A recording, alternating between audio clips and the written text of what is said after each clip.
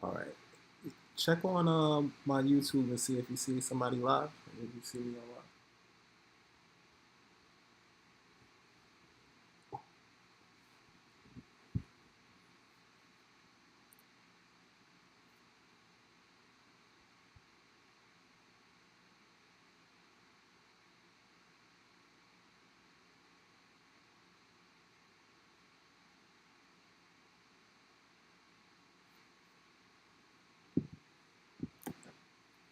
Yep.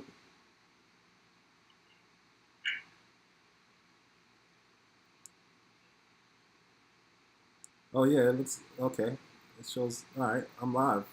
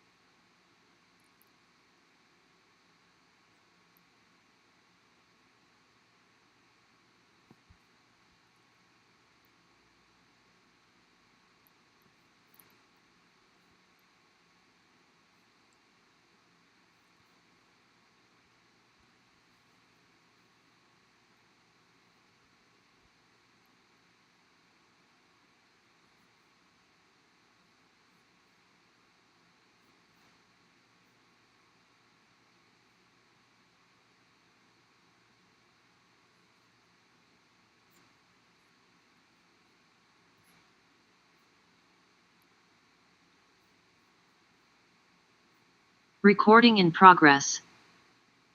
All right. Yo. All right. What's up? Good. So I'm gonna change this. All right. So it's gonna be like this, and what I'll do is maximize this screen and then go back to OBS and switch the. Well, I'll go back to OBS and switch the scene because right now I'm at my logo scene. Mm. So I'll go ahead and go back to OBS and do that.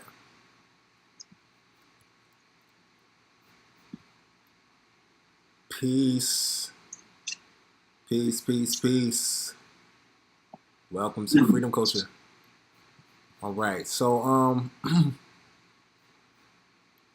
okay. Just double check and make sure everything looks nice. Hold up.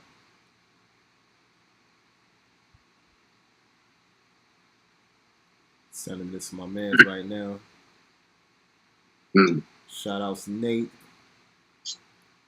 Nate the Great. All right. Looking spiffy on here. You feel me? Yeah. So what's good, man? What is going Not a on? whole lot. Just been chilling. Excited. excited. It's some exciting times, all right.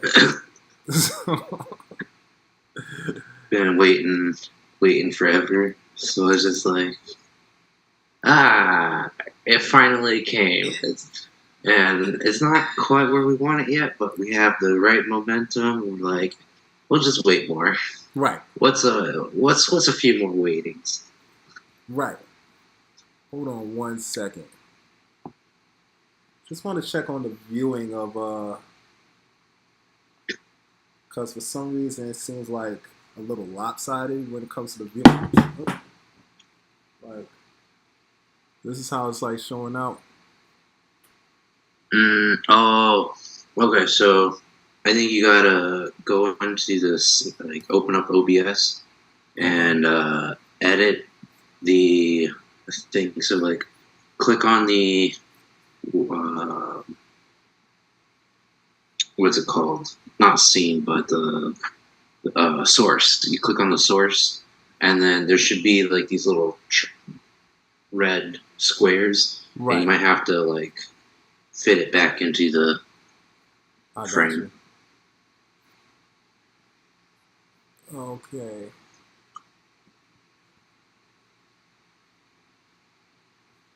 Yeah, I gotta start messing with this thing a whole lot more so I can get the hang of it. Okay. Let's see how's that?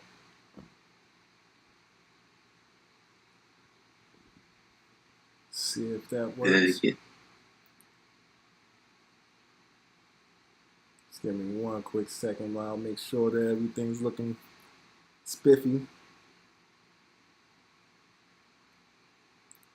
Yeah, it's pretty interesting. This is interesting. This is like something I didn't know I could do whole time. And then we got 3 people on here. Oh, is it really 3 Lights people? up. What's up? You feel me? But yeah, bro, some exciting times, all right. For real. Oh yeah. So, for those that's listening, me and Kyle has been dedicated XRP owners for how many years for you? Since the start of pandemic. So 2020. That's how. Yeah. My hair length is how long we've been waiting. Wow. Facts. So that's the measurement of same here. I had a low cut. This is what happens when this is what that trial, that case, that lawsuit puts you through. You end up growing hair. You know what I'm saying? I got gray hairs now. I'm becoming an old man. I'm an old waiting man. for 589. That's what I'm saying. Oh, man, that's gonna be a long ass time. That's gonna be a long ass time. But so I've probably been holding XRP from back in 2017. Not holding, but I knew of XRP back in 2017. Now, for those that don't know, XRP is a crypto of Ripple technology, Ripple Labs. Ripple Labs is like the modern day Skynet. You know what I'm saying? They pretty much major, So what this cryptocurrency does is it transports it, it transfers value really fast. That's the fastest way to sum up XRP, right? That is the main use case, is Right. value transfer. Yeah. So, to keep it short and simple, XRP is the way for the world to transfer a whole shit ton of money within a small amount of time. And right now in the world, there's a very high demand for such technology. So that's why me and Kyle, we seen the use case of this technology and why it's so valuable. Because large banks and everywhere around the world could use some help when it comes to transferring money. It could solve the whole economy type of situation. So this shit is big. So we've been holding on to this cryptocurrency, and it finally experienced increase in price. It jumped from 12 cents to $3 at one point a time. and then it went back down. Do you know the reason why it went down from $3 back in the day? Uh,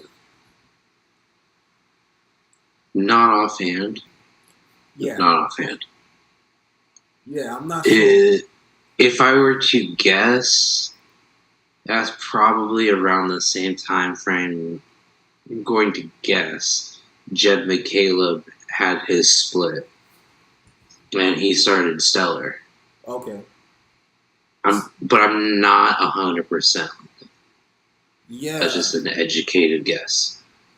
I know that there was a split, but I'm wondering if there was anything more meaning to why the price dropped from $3 to 12 cents again. But it jumped from Well, 12 cents, three it, dollars. it at the same particular time frame, it's also Bitcoin had done very much the same thing. For that time frame, I think that was when we first hit near almost $20,000 for the first time. Mm-hmm. So when it did that, it dropped down to like 3,000. Mm-hmm. I think was the low. Yeah, there was a particular crash. I'm not sure what it was, but I remember I was around some people, and it's so crazy. It almost seems like it was predestined for me to be involved in XRP because I remember being around some people. It's very crypto is a very small niche in general, and even smaller to be involved in cryptos like XRP. So for I take it for me to be around people that was involved in that during the time, I didn't know what was going on. It's kind of crazy. Like I remember this dude. He was like, "Yo, it's gonna go up. It's the moon. It's going to the moon. It hit $3." And I remember he kept on being greedy. He's like, "It's gonna go up more. It's gonna go up more." And I remember his face when it first dropped. When it dropped from $3 to a couple of cents. Now, that was the first time it crashed. There was another time Yeah, our crash, the one that we experienced, was the SEC. You know, yeah. so $1.60 all the way down to like I think what did we go down?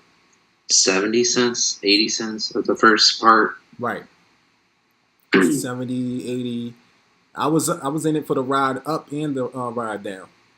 We both was, but I'll never forget. Like I was in Whole Foods. I was working for Whole Foods during the time. Well, third party in Whole Foods, and life sucked. I was like, yo, yeah, life sucks, ass. And I'm like, how am I gonna pay for this and how am I gonna pay for that? And then I look at my phone, and XRP is up 60 cents, and I was going crazy. I was going crazy because I had a significant amount of invested in XRP, and I was still playing around with crypto in general. For some reason, XRP seems to be the most simplest thing crypto to manage to deal with.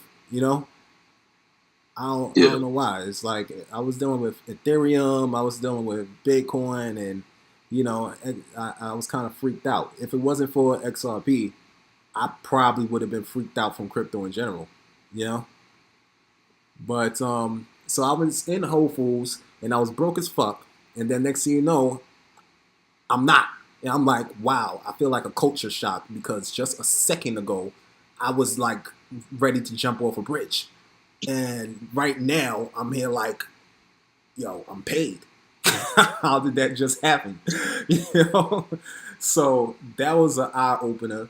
And next thing you know, I just become this XRP expert, telling everybody about it.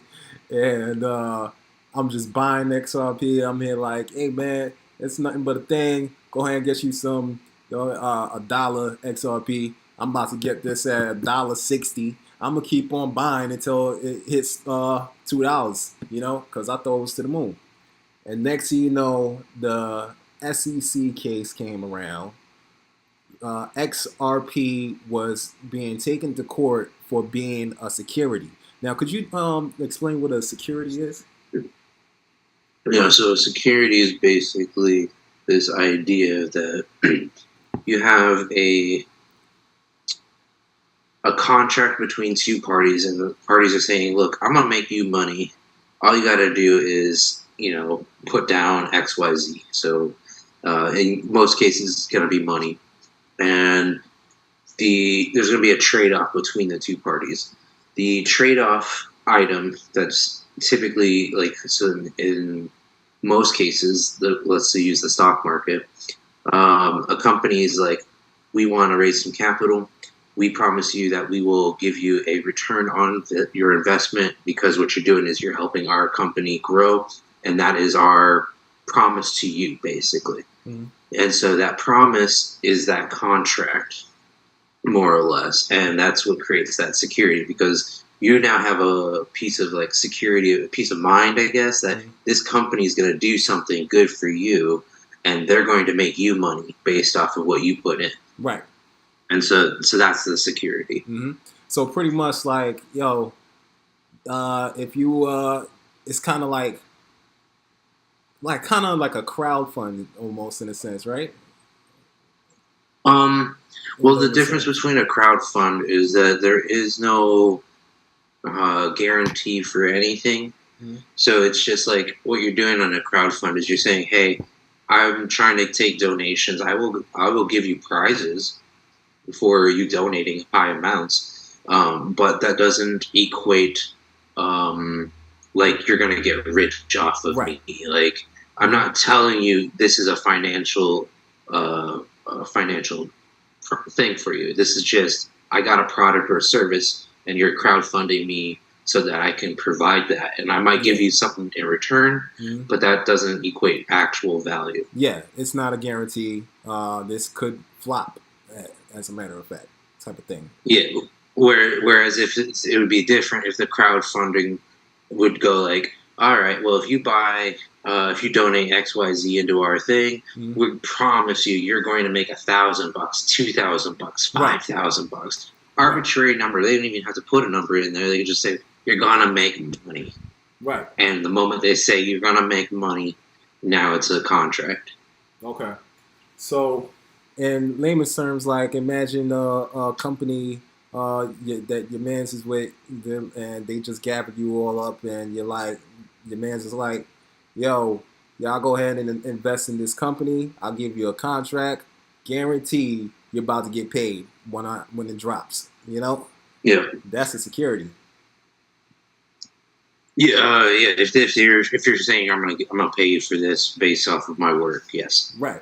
And that's the initial, I guess, conflict with the SEC and Ripple, where they're like, look, you were trying to tell everybody that your partnerships with your business, with all these different banks and money market companies, those ventures would essentially make the token price of XRP go up in value, and therefore, because you're promising that, that's a security. And luckily, as we saw, the court basically said no. Now we don't have a full definitive no. It's good enough on secondary sales, but right now it's going to be undisputed. Right now, right? It's good enough. I mean, right now, we know it's not a security, even though we already knew. You know, it was kind of obvious, and that's where I'm gonna get into the nefarious things about it. You know, the darker side of this story. So boom, we got hit with that lawsuit, and XRP goes plummeting from $1.70 down to what, 30 cents again? What's the lowest it's been? Yeah, something like that. Yeah, it's like 30 cents. So about like 30 cents again. So, you know, and lo and behold, XRP is not a security. So why was it held in court for this case? I guess, you know, like in my worldview, it's the bigs trying to get in first and take advantage of the technology to capitalize over the technology. And once they finish capitalizing, let her rip. Go ahead and do you whatever you want to call it what it is. You know what I'm saying? It's not a security. Boom, and then it shoots up. You know, I mean, it hasn't shot up yet, but right now it's like a open. It's free It's the first regulated cryptocurrency, which is a big deal. There's so many big deals surrounding this topic. Oh yeah, a lot. It's a lot of big deals. But yeah, so that's pretty much for those that aren't aware of what's going on with this whole XRP Ripple case and stuff like that. That's pretty much what it is in a nutshell of the current events when it comes to that particular crypto. This is a life-changing cryptocurrency, and it's finally gained clarity. So pretty much, this is like when alcohol was legal, became legal. That's a good example. Mm-hmm. Like when alcohol, Like that. like the prohibition, like alcohol was illegal at one point, and it was like some good shit. It was selling under the in the dark markets in the alleys and shit like that, bootleggers, And next thing you know, they finally legalized it. A lot of restaurants wanted to get a piece of that alcohol business. You know what I'm saying? So they finally legalized alcohol, and then boom, now that business is booming. You feel me? So that's XRP. You could consider the alcohol example as XRP because a lot of businesses want to get involved with this asset. Fast, instant, real-time payments. Sending money within a blink of an eye. There's going to be a lot of creation out of that. You know what I'm saying? But they didn't want to get involved because it's in court. Nobody want to be involved with a guy in court. So boom, now they're finally free from this nonsense.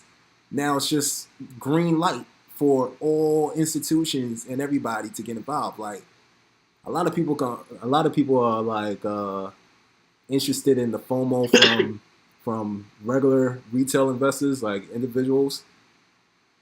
You ain't seen nothing yet. We're talking about institutions, companies that's getting involved in XRP. So I don't know. What's your take on the price? Oh, you said 589. Wait, what? You said 589. Well, yeah, on a long enough time scale, the price goes to infinity. But that's the same thing with Bitcoin. and infinity is only defined by the I guess the aliveness of fiat. So since fiat can go to infinity, whatever the value of dollars is as it decreases, no matter what, the exponential growth of the value of crypto is gonna go. Right. But realistically, in terms of like how much money needs to be put into like first off with the security talk, a lot of people who argue and that are smart, but they argue that like XRP is a security. A lot of times they are stemming from this idea that they're only looking at it from the case that Ripple is the main player. Now they might be the main player for sure. I'm not going to doubt them on that, but the value of the ledger is not based off of any actions that Ripple makes, whether they be good actions or bad actions. It doesn't matter. Ripple can even make all the wrong moves today and go out of business. And the future of XRP, in my opinion, will be fine. Yeah, sure. Will the price be hurt for a little bit? Fuck yeah. But in terms of longevity, I think the technology is just so superior that it'll be fine. So with that being all said, the true value that's in the ledger is the amount of debt that is issued to the ledger. It is about moving that value from place A to place B seamlessly. Right. So the value that needs to be added to the ledger in total to make it a ridiculous price, I see all of that coming in due time. But that's like, say in 10 years, maybe we get close to hitting the $1,000 mark. And then in 20 years, potentially it does require a ridiculous market cap, but potentially could even get up to 10,000, 20,000. in like a 20 to 100 year time frame. Mm-hmm. That's a big key to be aware of. Okay.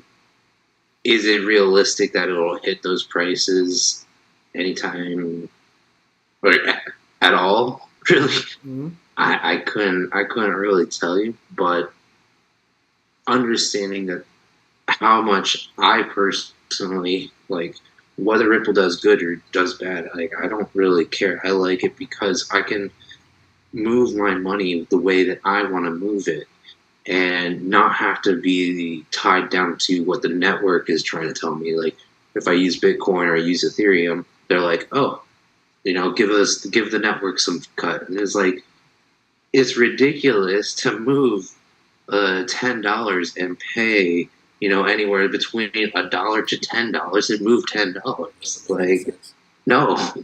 Yeah. So when people finally lose this concept of these chains needing some sort of incentive and coming back to realistic ideas of like convenience matters. And once we've got the regulation now and we can start seeing bigger players start coming in to play around with this tech, then you'll start seeing the consumers go, we demand the convenience.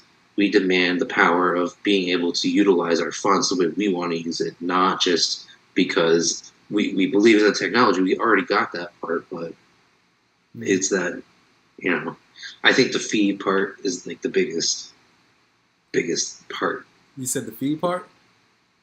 The fee. Oh, the fee part. The fee part is to be honest, like I said, if it wasn't for XRP, I would have been turned off from crypto in general.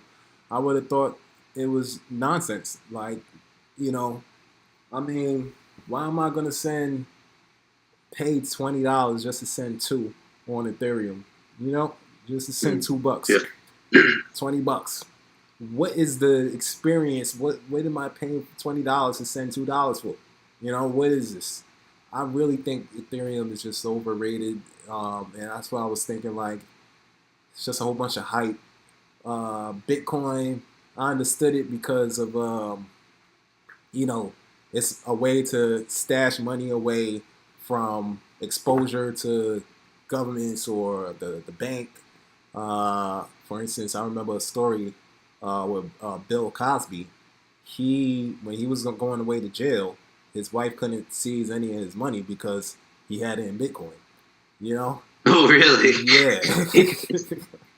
So I was like, wow, that's what it do. So I understood Bitcoin, but Ethereum just seemed like just a mess of hype. And it wasn't until I got down with XRP and XLM that's why I'm like, oh, this makes sense. There's no money involved. I mean, no crazy fees involved, and it's fast. I remember I sent some money from Ethereum to Ethereum or whatever, and it like took 2 days or some crazy shit just happened. It was really laggy. So XRP. I mean, ultimately, crypto is supposed to apparently freedom. In a sense, Yes. that's what a lot of people that strive for. That's You how. want to know what ruins? You want to know what ruins freedom, though? What's that? Greed. Greed. Yeah. Also, that's the main thing about crypto. I think crypto space needs to focus less on the greed. Now, in some parts, it's needed, especially when you're trying to build like the right economics or tokenomics for things. But all the incentive mechanisms is all removed with XRP. Yeah. There's no mining. There's no nodes or things like people are getting paid for. There's nothing. It's there.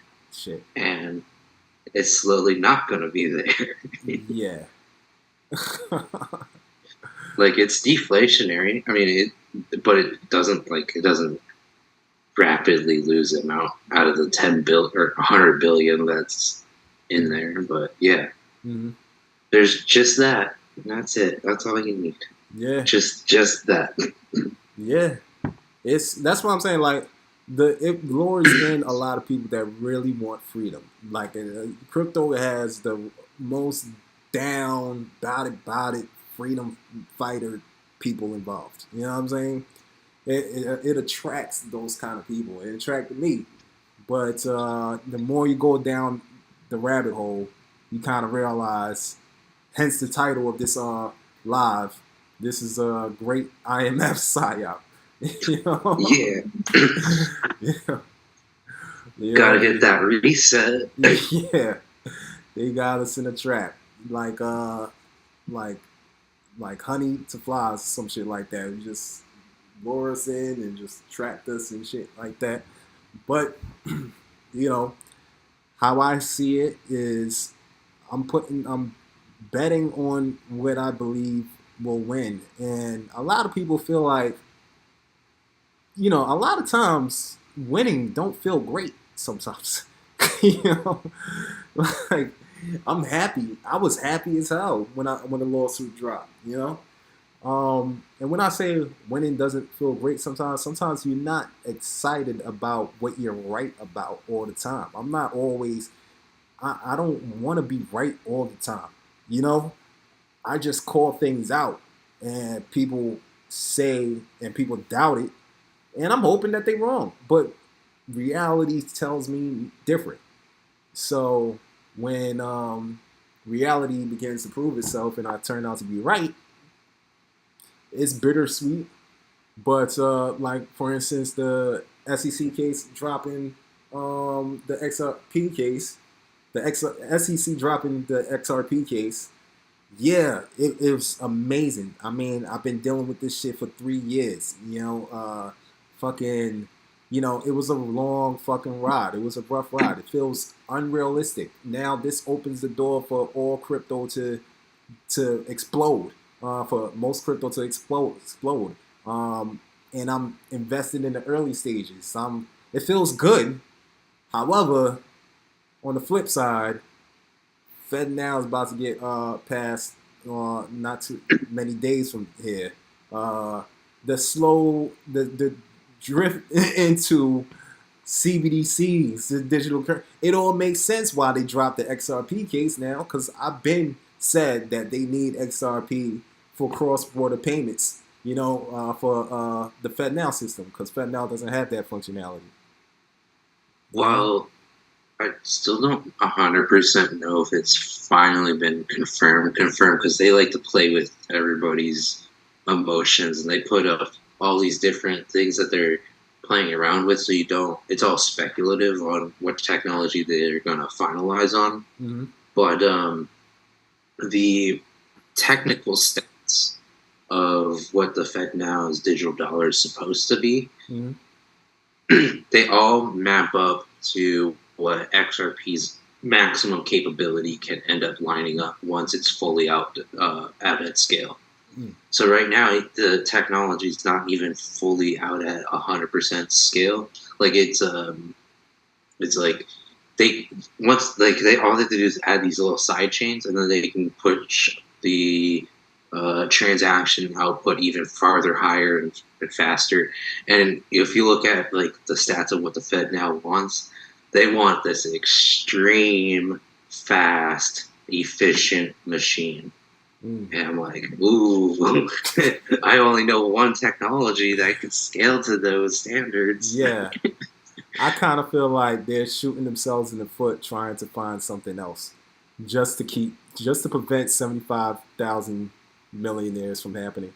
Yeah, I mean, I think that because like, what was that one that you were like sending me? You're like, dude, this Fed now has this one thing. I was like, Corium or something. No, yeah, Cypherium. Cypherium, yeah.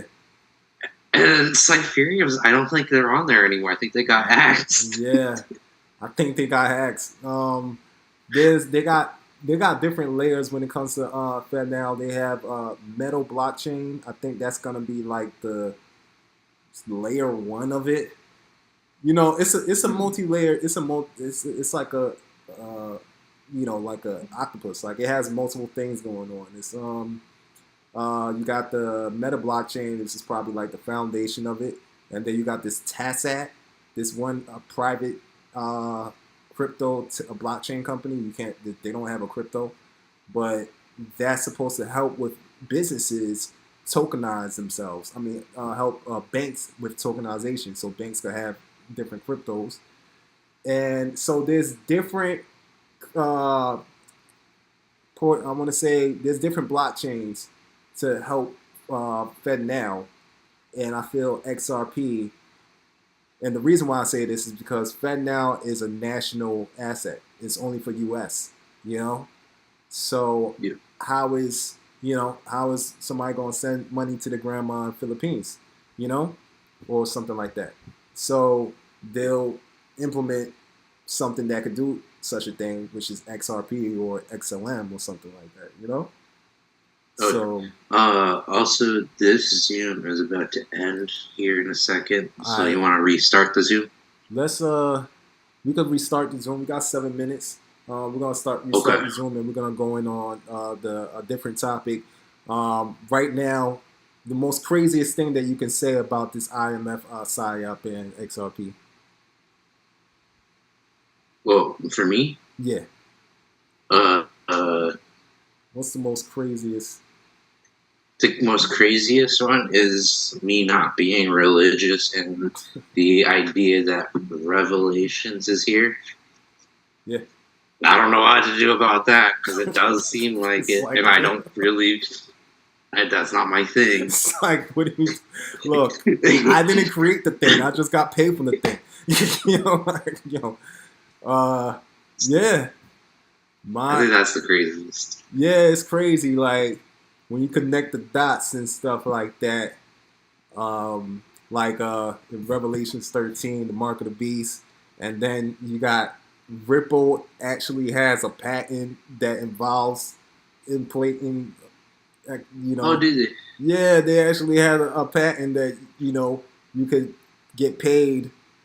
Your hand turns into a wallet type shit, you know, and I do that. yeah, so convenient, right? And then you got Mike, what do you call it? Bill Gates. He got that patent where turning people into It, miners. Cause yeah, Yeah. So that one's an interesting one. Turning body heat into mining. yeah, you know, for some reason I keep thinking, like a stepper, like when you walk around, you get steps in and shit like that. I could just Yeah. picture like that being like an XRP token thing, and you step in and you got like a couple of XRP, you know, you get paid by the One day. movement, you know. So yeah, all of this kind of like supports the whole tech dystopia. You know what I'm saying? Dystoria. Nah, I can't pronounce the shit. Did I say it right? Tech Yeah, dystopia. yeah, Yeah, like dystopia. yeah, the tech dystopia. And XRP has all the reasons to be the currency of tech dystopia. You know, like it definitely helps with fast transactions and the capability to do that shit, all the digital payments and everything. So, and that's pretty much the IMF psyop about it. IMF is pretty much it's not the bank of banks. Would you say IMF is BIS is the bank of banks, but IMF, Yeah. Oh, they're the international. I'm gonna stick my stick up your butt if you don't give me money, so that we can pay all our troops that protect all our nation states in the UN. right? Huzzah! The international mafia family, you know? Yeah. Right. I mean, they were created after World War II to help prevent the fluctuation of values of currencies and countries destabilizing if there was global war Right. or disasters. Mm-hmm. And So, yeah, and they're working on CBDCs. The BIS is working on all the G7. Everybody around the world is working on CBDCs, and made it stage the bad guy, and that's what we mean by a psyop. Stage the bad guy, make it seem like crypto is bad. Uh, you know, things are nice the way it was before. Don't, this is, bad actors in crypto. And then next thing you know, really and truly, they're adapting crypto to get people into the CBDCs, the central bank digital currency type shit. You know, that's my theory. Oh, That's pretty much what it is. oh. I think a lot of it is just distractions from what's happening. So they're like, don't pay attention over here. We hate that thing. That thing's stupid. Right. Pay attention to these things. Right. It's profound, bro. Like the Larry Fink, that guy, Jamie Dimon, like these are big wigs in suits, and they was talking so much shit about crypto. They was saying it should be banned from society. Anybody that got it should be shot in the head. They was talking crazy as hell. And now, look at Larry Fink is the chief marketing manager. Line them up. Larry Fink is now the chief marketing manager. Nobody around him could call him Cap. I'm like, he doesn't have nobody around him to be like, yo, my man, you phony as hell. Remember just the last year? He's probably like, yeah, I know. I know. Yeah. But the good old talking the book tactic. Yeah, these guys, they know what they're doing, man. But hey, what could we do but get paid? That's it. It's better to be in than outside of this kind of bubble, because if you're not in it, then you're just going to have to get what they give you. That's why I say, like, a lot of people ask me how to get in, about crypto and stuff like that. I'm like, look, you gotta be like, we was in it when they was talking about designing the car. So we know how they was talking about designing the car. You guys are getting into it when it's just y'all just getting in the car.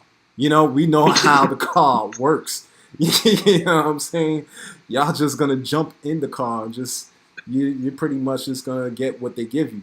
There's no escape in digital currency, So that's why I say it's good to get it now. This live is about to go down. Like, comment, subscribe. Check out the links on my in my bio, and catch us on the next one. Next one we're gonna talk on some other shit. Heck yeah. All right. All right. Peace. Peace.